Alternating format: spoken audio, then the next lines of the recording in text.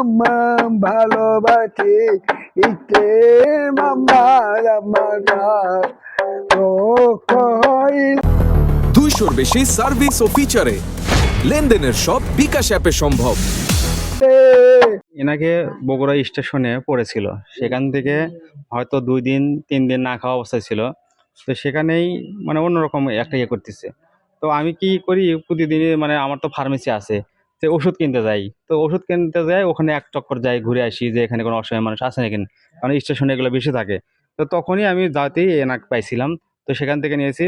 এই ভদ্রলোকটি বগুড়া শহরে পেপার বিক্রি করছে, বই বিক্রি করে, তাই নিজে চলছে। তার কোনো বউ সন্তান কেউ নেই।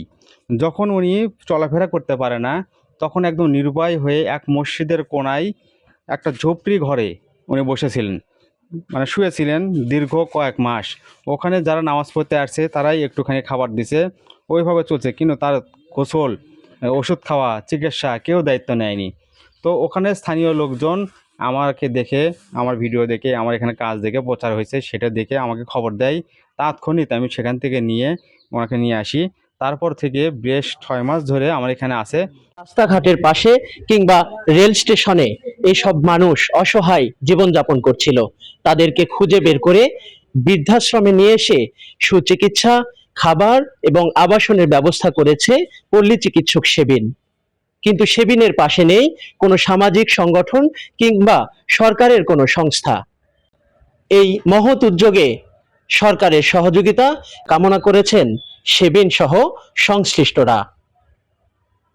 খালিদ হাসান, এনটিভি। নাই, আমি এখানে থাকি, এখানে নামাজ কালাম পড়ি, আরবি পড়ি, ভালোভাবে থাকি। এতে সেমিন বাবা ভালোভাবে দেখে, এখানে আনন্দ লাগে। আগে ভালো ছিলাম না, এখানে ভালো ছিলাম, এখানে ভালো আছি। সেদিন একটা ভাগ আছে বুঝছেন, আজ কত বছরের দীর্ঘদিন হলে এই আশ্রমটা চালাচ্ছে। আশ্রমটা ছোট আছে, কারণ এখন আস্তে আস্তে বড় হচ্ছে কিনে কিনা বুঝছেন। এই জন্য আমরা এখানে সবাই মিলে আনন্দ দিয়ে কিংবা আনন্দ পাই।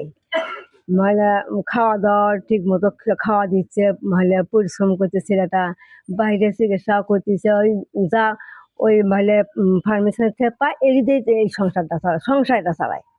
পল্লী চিকিৎসক, এই ডাক্তারি ফার্মেসি আছে, এই ফার্মেসিতে অনেক অসহায় মানুষ আসে যারা চিকিৎসা নিতে পারে না।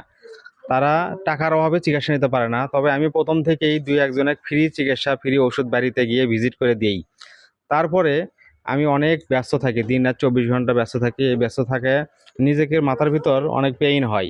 তারপরে একটু বাইরে যাই, বাইরে গেলে মনটা ভালো হয়। তখনই দেখি এই অসহায় মানুষগুলো যাদের কেউ নেই, দেখি একটা মায়া সৃষ্টি হলো। তখনই ভাবলাম যেহেতু আমার ফার্মেসির পিছনে একটু জায়গা আছে, তো জায়গাতে 2-1 জনকে আমি রাখতে পারি কিনা। তো এই 1-2 জন থেকে রাখতে রাখতে এখন বর্তমান আমার এখানে 16 জন আছে। যে আমার পাশেও কেউ নেই। আমি যে এত কষ্ট করে রাস্তাঘাট থেকে নিয়ে এসে করতেছি নিজের অর্থায়নে, এই যে সামান্য একটা ফার্মেসি থেকে ইনকাম করে যে করতেছি, কিন্তু এখানে আমি অনেকের কাছে গেছিলাম। যেমন সমাজসেবা অফিসের কাছে গেছি, যেমন উপজেলা নির্বাহী অফিসারের কাছে গেছি, এমপি, মন্ত্রী, চেয়ারম্যান, মেম্বার, অনেকের কাছে গেছি। 10টা টাকাও আমি পাইনি, 10টা টাকাও কারোর কাছে আমি পাইনি। 2-1 জন শুভাকাঙ্ক্ষী ভাই, আত্মীয় স্বজন, তারাই আমাকে কিছু চাল ডাল সহযোগিতা করছে।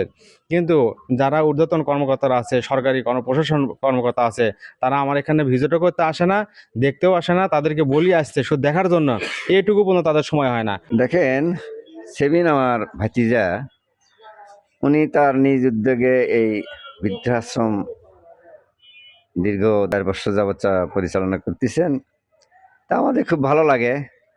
সে রাস্তাঘাট থেকে, বিভিন্ন এলাকার থেকে, বিভিন্ন ব্রিজের ওপর থেকে, বিভিন্ন ডোবার মধ্যে পড়ে থাকা বৃদ্ধ লোক, অসহায় লোককে নিয়ে এসে এখানে আশ্রয় দিয়ে তার সেবা যত্ন করে যাচ্ছে। আমাদের খুব ভালো লাগে। কাজটা যাইতেই করতে পারে না, যার ভিতরে মানবতা আছে, মহৎ উদ্দেশ্য আছে, তারাই এই কাজগুলো করতে পারে। অনেকের মনে করেন যে হয়তো ছেলে সন্তান আছে, থাকেও তাদের নাইকে, আশ্রয়হীন, ছেলে মেয়ে দেখতে পারে না, হয়তো বেটার বউ দেখতে পারে না। কিন্তু এই ভাইটা অনেক মহৎ একটা কাজ করেছে। আমরা দেখেছি এলাকার ভিতরে অনেক সময় দেখি, ইউটিউবে দেখি, ফেসবুকে দেখি, দেখে আসলে বাস্তবে ওনার ইউটিউবের সাথে কাজের সাথে মিল আছে, আমরা সেটা দেখতে পারছি। তা উনি যা করতেছে এটা মানুষের সেবার জন্য করতেছে, মানুষের কল্যাণের জন্য করতেছে। তা আমরা মনে করি এই উদ্যোগটা ভালো একটা উদ্যোগ। তো এটা যদি সরকার যদি একটু এই দিকে নজর দিত, তাহলে হয়তো ওনার একটু সহজ হইতো আর কি। এখন যেহেতু এগুলা হাতে উনি মানবতার ডাক্তার, সেই হিসেবে উনি ওনার কাজ আগায় যাচ্ছে। সরকার যদি একটু নজর দিত তাহলে আমি মনে করি সেবিন ভাইয়ের পক্ষে একটু ভালো হইতো। রহমত একটু সুস্থ আছে আচ্ছা, আগের চেয়ে।